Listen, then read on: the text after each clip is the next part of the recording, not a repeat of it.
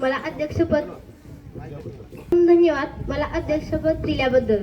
सावित्रीबाई फुले यांच्यासारख्या महान स्त्रीची गाथा सांगताना एक वेगळीच ऊर्जा संचारते।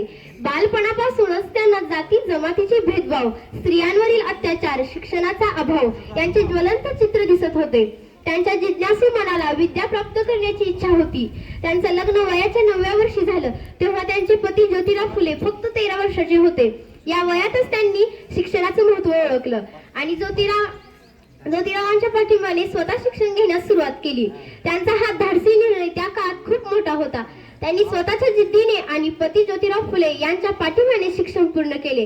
ही गोष्ट त्या काळात क्रांतिकारी होती कारण स्त्रियांच्या शिक्षणावर बंदी होती।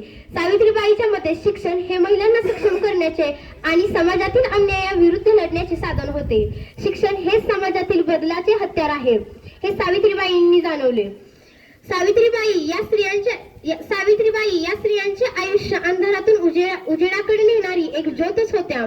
सावित्रीबाई फुले त्यांच्या कार्याचा प्रभाव फक्त पुण्यापुरताच किंवा केवळ महाराष्ट्रापुरताच मर्यादित नाही तर संपूर्ण भारतात होता।